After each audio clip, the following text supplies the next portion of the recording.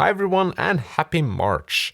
Let's talk about the books I've read this month. And as always, please join in and talk about the books that you've read this month. I started my journey with Station 11 by Emily St. John Mandel, if that's pronounced correctly.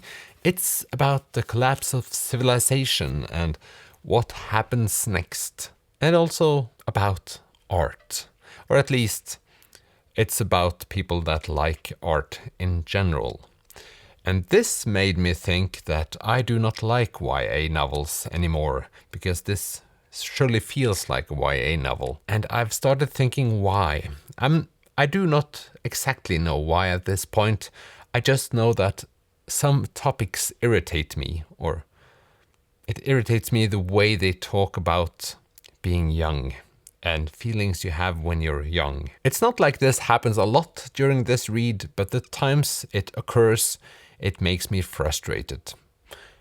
Other than that, I do like collapse of civilization in books. When I began my journey with this read, I thought this book I won't hate nor love, and that's also where I ended up. It felt like it could have been half the size or twice the size. There were a lot of times I felt like she started a topic or a journey that was quite pointless, and she could have just ended it instead of starting it because it wasn't relevant to the whole story. And also, if she was going to talk about it, it could have been interesting, but then she had to write a bigger book, if that made sense. It's a very clear 3 out of 5 stars for me. Means I didn't mind reading it, but I do not feel anything for it now. It's dead to me, sort of. And revived from the dead is Kalman Stefansson with Yellow Submarine. So I've only read one of his books earlier, and I did so 3 or 4 years ago. Summer Light and Then Comes the Night, which I absolutely loved. Then I started buying a lot of Kalman Stefansson's books, but this is the second one I've read. And I got this from the publisher. They kindly sent me this. I think it was published here last year. So I felt like I was cheating on my other Stefansson's books because I have 5 of them, and they're just standing there watching me reading his newest one. This is a semi-autobiographical book. That's a word that's impossible to say. And well, I didn't know that before I started reading it, but it was quite obvious when you started reading it that this was a guy at the same age with some of the same problems, and being the main character being an author. So he's about 7 when he loses his mother. His father is absent and semi-alkalized or alkalized. It's hard to tell at some points, but it's not the kindest father in the world. And Beatles are splitting up. So I think there are 2 reasons why I wanted to read this. The first one is that it's Stefansson and I thought I'd like it. The second one is that I love Beatles and grew up with listening to Beatles 24/7. I guess there wasn't enough Beatles in this book, but there never is, sort of. But it touches all my important strings. At times this is quite bleak, obviously, but it's also quite funny. Especially the thing I loved is when he goes to Sunday school with his friends and they're together exploring their relationship towards God. And it's the thing where you have a lot of obvious questions as a kid, but as adults you don't really want to touch on all of those topics, and I did find that hilarious.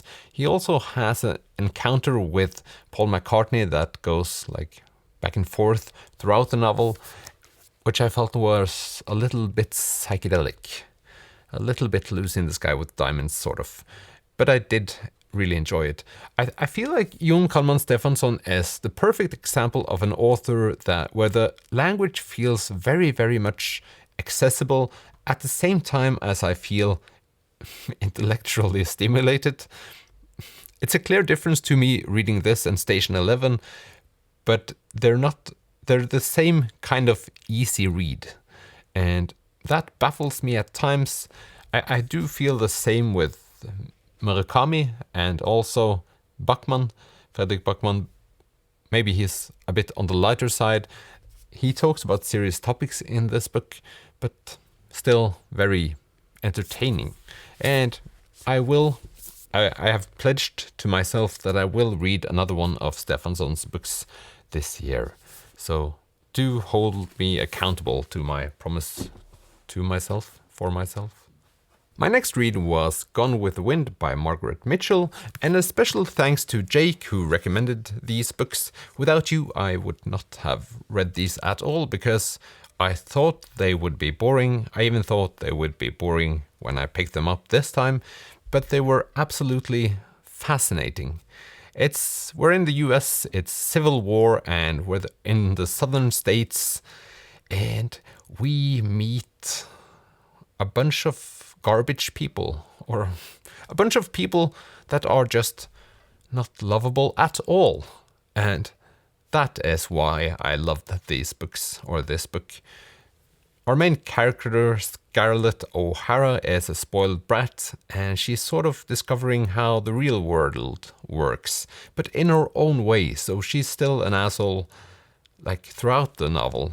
And yeah, I guess why I like this novel is because there are so many people that are unlikable, but you still have a lot of moments, because it's a big book, where you feel compassion towards nearly all of them, and you're never sure of how you are allowed to feel about them, because they go back and forth, and she tricks you into thinking that you should hate or love people all of the time. Also, and I will probably make a video about this, it's the first time where I felt like I had an insight into the Civil War in the US.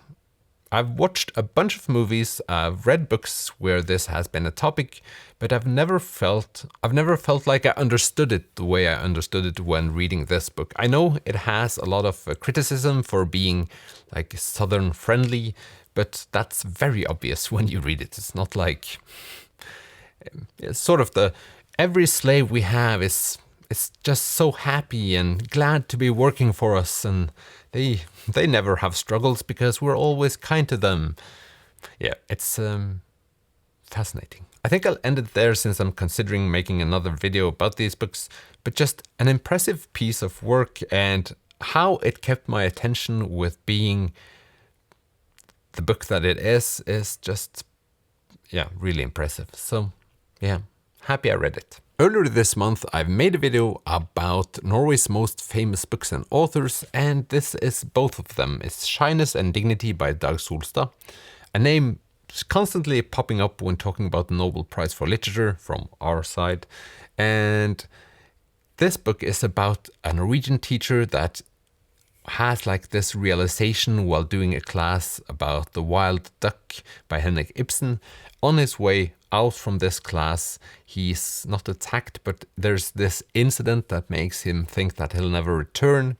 He's semi-alkalized, and all this starts our journey looking back at his life. And it's about, I would say, maybe loneliness is the topic that we're looking for, and it's quite sad, but it's easily read, and I have no strong feelings for this. I didn't feel it was boring, it was more okay. So that's sad. I never tend to talk about how well written stuff is. This is obviously well written for people. It's easy for me to read, but I didn't feel a connection with the story.